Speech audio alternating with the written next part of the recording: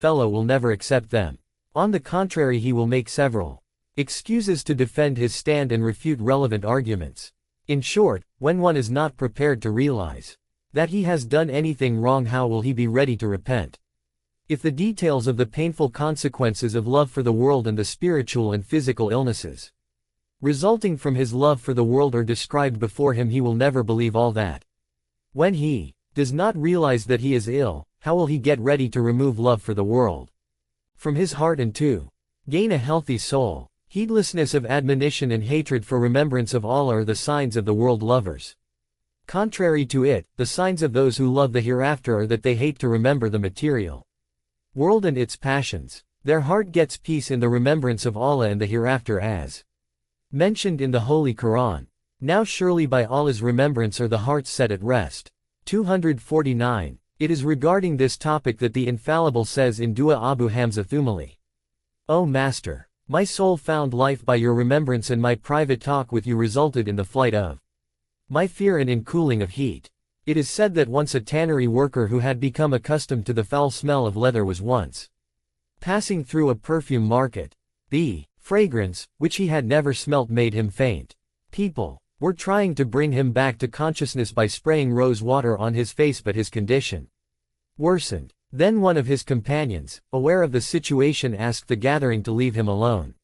He inserted some dirty bad-smelling thing into the man's nostrils, and he recovered and very soon ran away from the perfume market. Verily, how a man who has made his mouth sweet with worldly tastes and passions can feel the sweetness of remembering Allah and hereafter, as such remembrance hinders his worldly desires.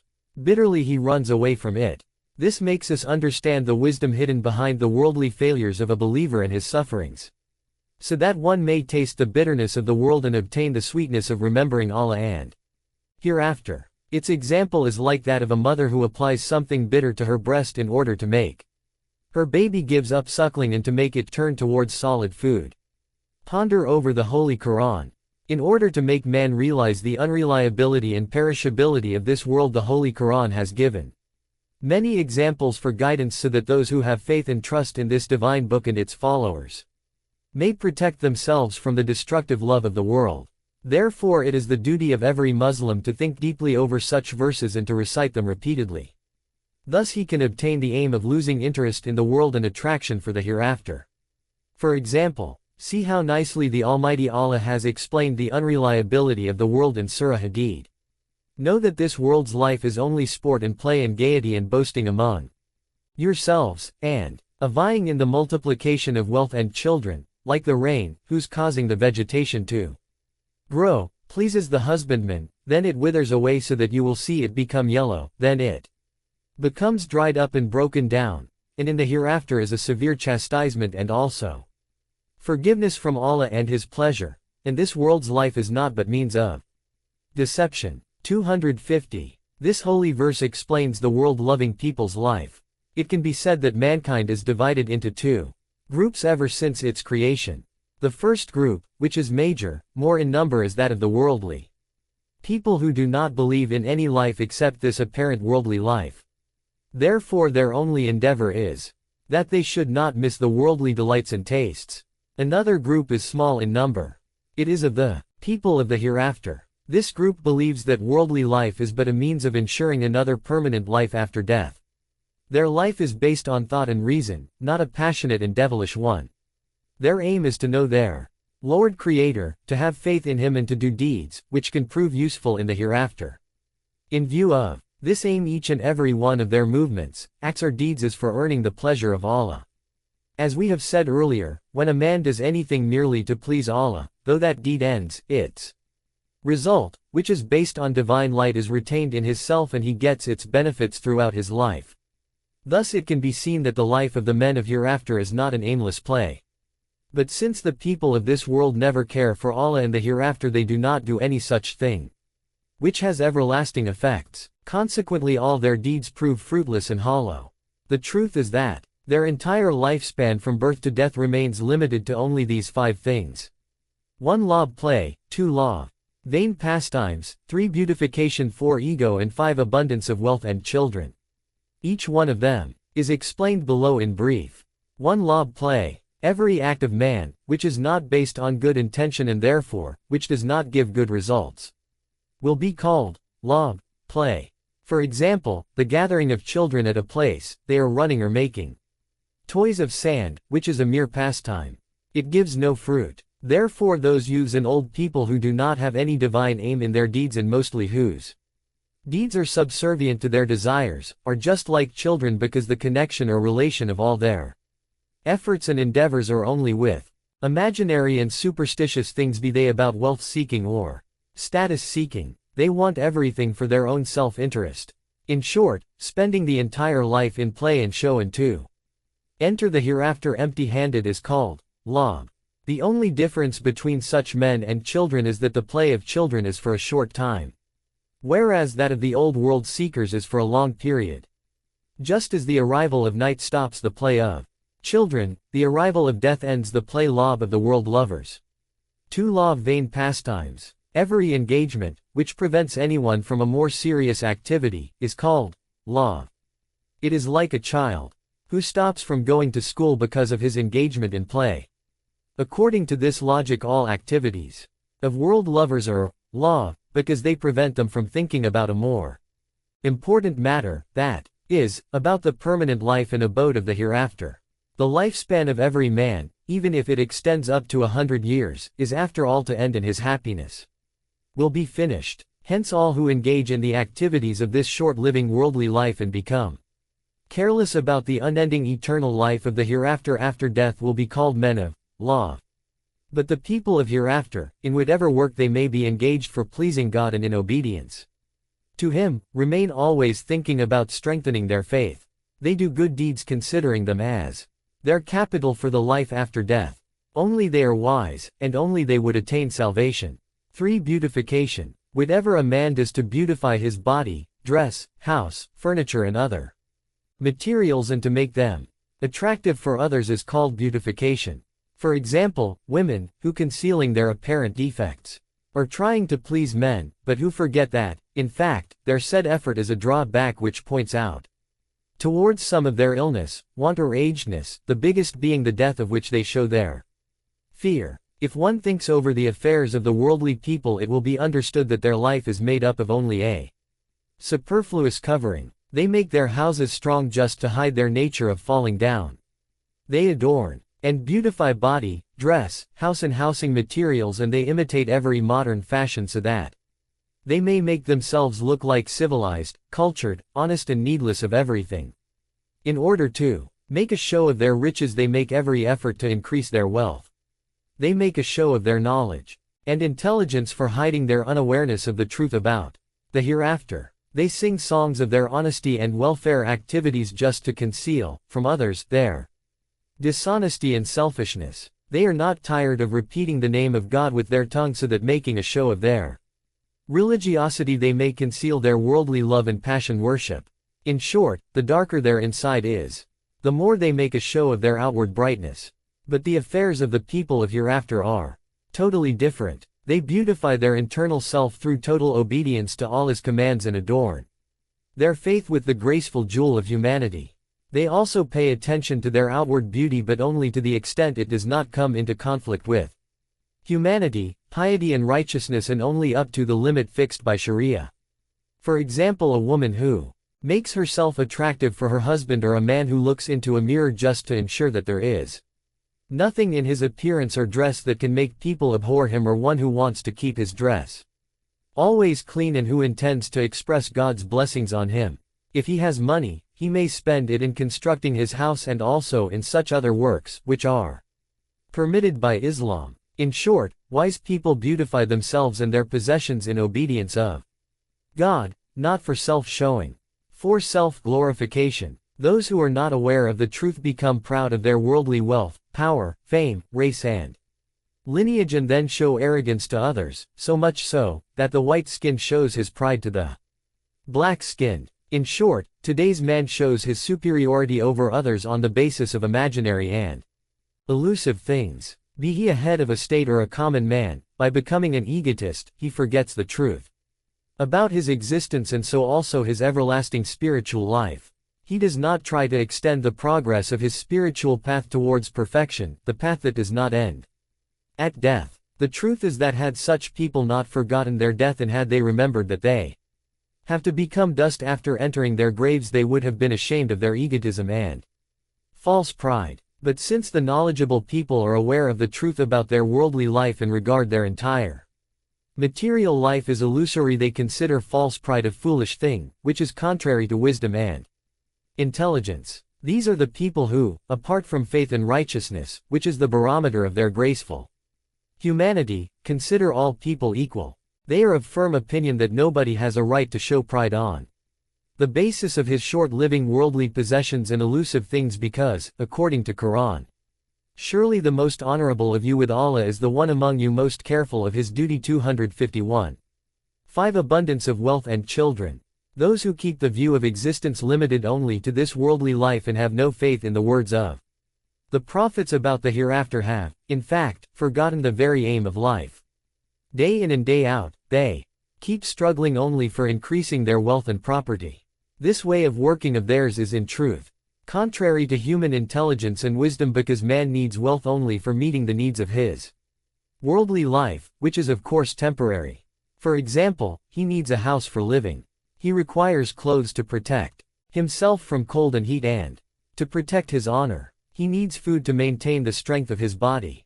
He has a longing for a wife for gratifying his sexual instincts and for preserving the human race, and so on. Therefore, one who gathers wealth more than necessary is behaving like the hell-fire, which always cries for more, or he acquires the habit of Karun, which is of course against wisdom, intelligence and reason. Does human intelligence not tell us that so far as collection or gathering is concerned, stone and coin both are equal? The question is what benefits the gathered wealth and property will give after death.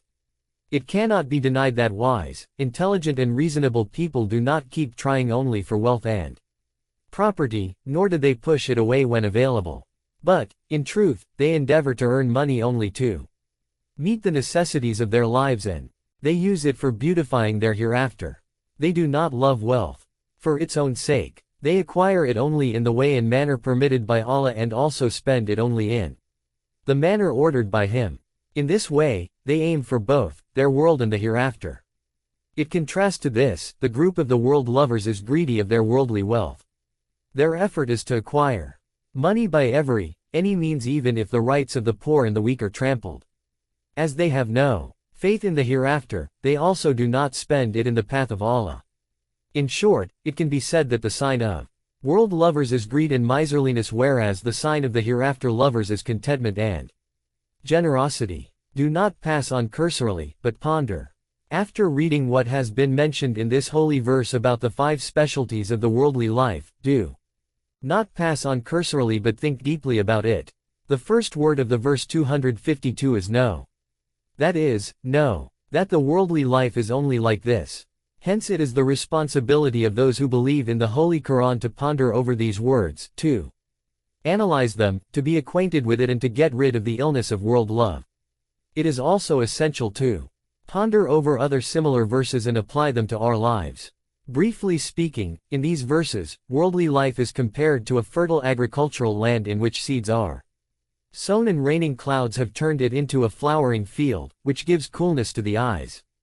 Then, because of burning heat or for any other reason, it becomes dry and yellow, then it is scattered away and finally either winter winds or any other calamity destroys it. Youth also was a spring season, which passed away. Human life is also liable to such rise and fall. If on one hand, there is heat and freshness of youth, on the other slackness and old age infirmities await him. If there is, on the one hand, safety, health and comfort, on the other he has to face illness, disability and unpalatable conditions. If he sometimes gets power and leadership, poverty and destitution also target him. Along with name and fame, defamation is also destined for him. If on one hand there is enthusiasm, stagnation and despair are also likely to visit him. In order to understand the truth about all this, it is enough to look at the graves of those who have passed away. This world is a place of warning. Amirul Mu'minin A.S., giving details of worldly life, says, this world is a transient abode, a place of Troubles, a venue of changes and a location of warning. It is because of the temporality of the world that time has took up its bow. Its aim never fails. There is no refuge from the shots of its troubles. The wounds inflicted by it drive or push the injured towards death, the healthy towards illness and calm, and peace towards restlessness and troubles. It is like an eater who is never gratified, a drinker whose thirst is never quenched. It is only because of the worldly anxieties due to which man gathers a thing which he himself does not eat. He constructs an abode in which he does not reside. When he reaches his Lord, he has neither any wealth nor any building. One of the signs of world's changes is weakness and agedness, which is being pitied by everyone. Sometimes a pauper suddenly becomes rich. You also see that sometimes a wealthy person turns at once poor in such a way that all pity him. One of the lessons worth taking from the world is that man almost reaches his aim and suddenly death arrives and draws a curtain between him and his goals. 253. Several historical events testify to each one of the above-mentioned four specialties of this world. We give only two, considering them sufficient. Emir Ismail took his 10,000 mounted soldiers with him and rushed to encounter Amr bin La'is Safar, who had 70,000 experienced warriors. When both armies came face to face and the war drum sounded, suddenly the horse of Amr revolted. It became uncontrollable and took Amr right into the midst of the enemy ranks. Thus Emir Ismail won even without fighting. He took Amr captive and imprisoned him in a tent. It is said that Amr saw his one-time servant passing from there. Amr called him and said that he was hungry. The servant had some meat. But since he had no vessel to cook, he put that meat in a bucket, from which horses drank, lighted a fire beneath it and busied himself in cooking. In the meantime there came up a dog. It put its mouth in the bucket. The hot material scalded its tongue. It tried to retreat, but the handle of the bucket trapped its neck and the dog ran with the bucket and everything in it. Seeing this, Amr smiled. Onlookers asked him what was there to smile at. Amr replied, "Today the man in charge of my canteen was complaining that the load of the royal canteen was proving heavy even for 300 beasts of burden. But now I see that a single dog is carrying it away so easily." 254. Most surely there is a lesson in this for those who have sight. 255. The Abbasid Caliph, Qahir Billah, had ruled for 1 year, 5 months and 8 days. During this period he gathered a lot of wealth. He was infamous for his dishonesty, corruption, destruction, bloodshed and oppression. At last the Turks captured him, blinded him with a hot needle and threw him out of his palace. History has recorded that he was begging like other blind people and sitting near mosques used to beg, plead to the people, "Please give me some charity because some time ago I was your ruler." Wise words of Amirul Mu'minin A.S. about instability of the world. Amirul Mu'minin A.S. says, "Do not run after worldly fame and honors because worldly fame, honor, beauty and adoration etc. will all end. Its hardships and troubles will also end. The days of man's life will end. Whatever is living will be destroyed. Will you not see the signs, remnants of your deceased within? Eye of wisdom, do not you see that? Who pass away do not come back, and those who remain will also not last long. Do you not look at the worldly people every morning and evening that their conditions change? Somewhere somebody dies and his relatives mourn him. On the other hand, others give solace to the mourners. Somewhere someone is ill and someone else visits him and takes care of him. This is to say, that one is on a deathbed and another one is busy earning the worldly things, though the shadow of death is constantly lurking behind him. One is unaware of death, but death is not aware of him. 256. Those who are blind in seeing the hereafter and run after the world. Likewise he says, "Verily this world is the extreme limit to which one who is blind of hereafter can see. He is unable to see anything, which is beyond this world. But one whose eyes can see the hereafter do not focus their eyes on the world. Thus a seeing fellow does not fix his sight on the world and does not get attached to it. But one whose eyes are blind, fixes his eyes and heart on this world. Therefore one who is seeing makes provision for the hereafter from this world. But a blind fellow works only for this world and makes only his worldly provision. Know that there is nothing which does not gratify man except this worldly life. The worldly man never becomes disgusted with this world. His heart remains captive of love for this world. He never likes that his life should come to an end because he does not know that there is a provision for his peace hidden in his death. 257. When will you work for the hereafter? Once Amirul Mominin A.S. entered the Kufa market.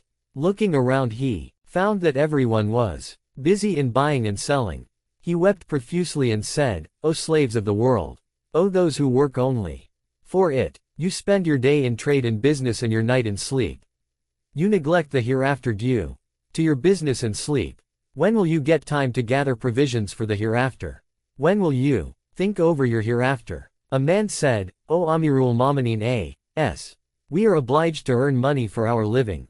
What else can we do? The Emir replied, seeking livelihood through permissible means does not come in the way of the hereafter. But if you say that we are obliged to gather money, then you have no excuse. That man began to weep and ran away. The Emir said, Come back so that I may explain the matter further. When he returned, the Emir said, O slave of God! Be aware that one who works for hereafter in this world will surely get its reward in the hereafter, and one who works in this world only for this world will get its reward in the form of hellfire. Then he recited this verse. So one who prefers only this world for himself will have his abode in hell.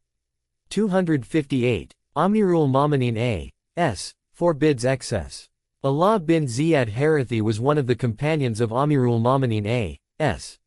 He lived in Basra, where he had constructed a very big and spacious house to live in. When he fell ill, the holy Imam went to see him.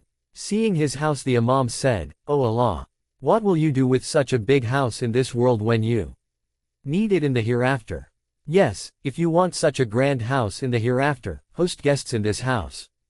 Provide assistance to near and dear ones in this house and observe its religious rites requirements. If you are able to do so, this house will become a means to your hereafter. Allah said, O Amirul Mominin A.S. I have a complaint against my brother, Asim bin Ziyad. The Imam asked what was the matter. He replied, he wears coarse cloth and has secluded himself from the society. The Imam said, bring him to me. When he arrived, the Imam said, O enemy of your own self! The devil has deceived you and made you mad after him. Do you not have any feeling of kindness for your wife and children? Do you think that Allah does not want you to benefit from even those things which he has made lawful for you? Asim replied, O Amirul Mominin A.S. You always wear such coarse clothes and eat very simple food, while you are our leader. I intended to imitate your highness. The Imam said, Woe unto you! I am not the same as you, because Allah has commanded the leader and the true guide of people to lead a life of the poor and needy, so that they may not consider their lives unbearably difficult. 259. Success in this world is failure in hereafter. Imam Ja'far as-Sadiq has said, we Muslims prefer the world for us, whereas it is better if it is not given to us. No man has ever been given anything in this world without diminishing his share in the hereafter. A man said, by Allah, we prefer this world for us. The Imam said, what will you do with it? He replied, I will spend it on my family members and myself. I will give charity from it. I will do good deeds and perform Hajj. Imam said, this is not the love for the world. It is love for the hereafter. 260. Light of wisdom, the result of worldly piety. Imam Ja'far as-Sadiq A.S. has also said, one who adopts piety in this world and his heart is empty of worldly love, God pours wisdom in his heart. He gives the power of speech to his tongue. He shows the defects of this world before his eyes. He gives him the knowledge of worldly anxieties and their remedies. Then he frees him from the bondages of this world and admits him to paradise. Imam says, all good has been gathered in a house. The worldly piety is made its key. Then he narrated from the Holy Prophet that he said, a faithful man does not heartily taste the sweetness of belief, so that he may liberate himself from the anxiety as to who owns the world and who benefits from it. The Holy Imam added, it is prohibited for your hearts to taste the sweetness of faith, so that by adopting piety you may not express lack of interest in it. 261. What is piety and who is a pious person? Piety is to keep distance from the world in the context of the meaning of world worship. Explaining piety, Allama Majlisi quotes a tradition of the Holy Prophet that he said, I asked the meaning of piety from Jibreel, who replied, a pious one likes everything which his Creator has liked and abhors everything which his Lord hates. He avoids permissible things in this world while he does not even look at the prohibited things. This is because he will have to account for using the permissible things, whereas he will have to suffer chastisement for using a forbidden thing. He loves all Muslims just as he loves himself. He avoids saying things which are useless just as he abhors the nauseating meat of a dead animal.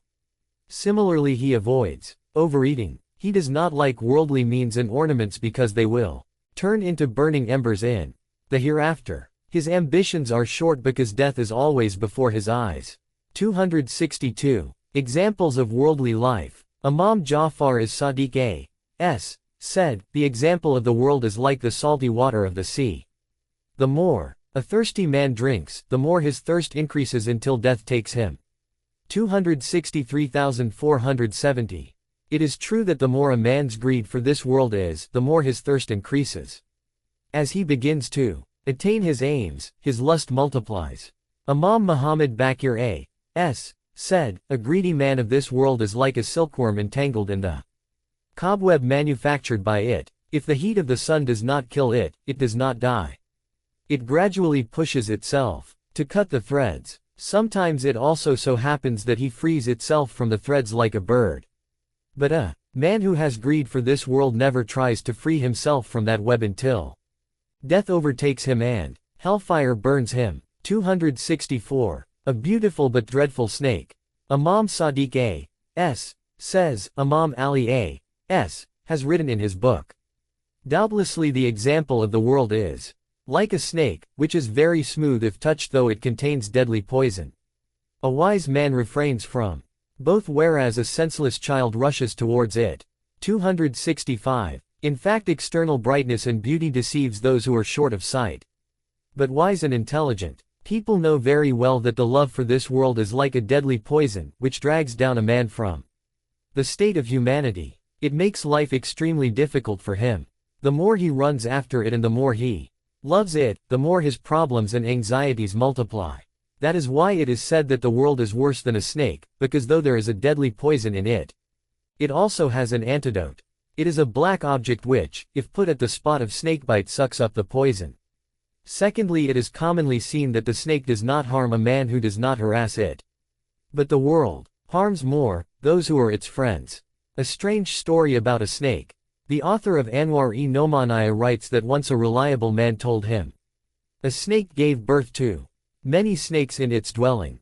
One day when that snake was not there, I put a vessel on the baby snakes and hid them. Then I sat to see what happens, hiding myself in a corner of the house. After some time, when the snake returned and did not find its babies, it ran here and there in anxiety. When it could not find its babies, it despaired. There was a vessel full of milk nearby. The snake drank some of that milk and then vomited it out in that vessel. He did this twice until the whole quantity of milk got fully poisoned and turned yellow. Then the snake returned. We understood that the snake would surely take revenge from us. Then, in the absence of the snake, I removed the vessel from over its babies and kept them at their place where they were earlier. When the snake returned, it found its offspring. Then he entered the aforesaid vessel of milk, came out of it, moved itself in dust, then entered the milk vessel and repeated this act until the milk became muddy and unfit for consumption. In spite of all this, the behavior of man is wonderful. Despite being hurt by the world and the poisonous stings of the world worshippers and seeing all kinds of failure, he is not prepared to give up his love for the world. If any well-wisher admonishes him and makes him aware of the harms of love for the world, and reminds him of the hereafter, he feels sick and is not ready to heed Luqman's admonition to his son. Giving a golden admonition to his son, the wise Luqman says, the world is a very deep ocean. Many worlds have drowned in it. So it is essential for you to sit in the ship of piety for crossing it. Fill up that ship with the wealth of faith. Attach the sails of reliance only on God to it. Make intelligence its captain, and knowledge its guard, and patience its anchor. 266. The late scholar Mullah Hussain Hamadani, who died in Karbala in 1311 HE and is buried in the Holy Courtyard says about the above advice. O those who are playing with children. O carriers of burden. O captives of the well of position. O the people who have been bitten by the snake of money. O those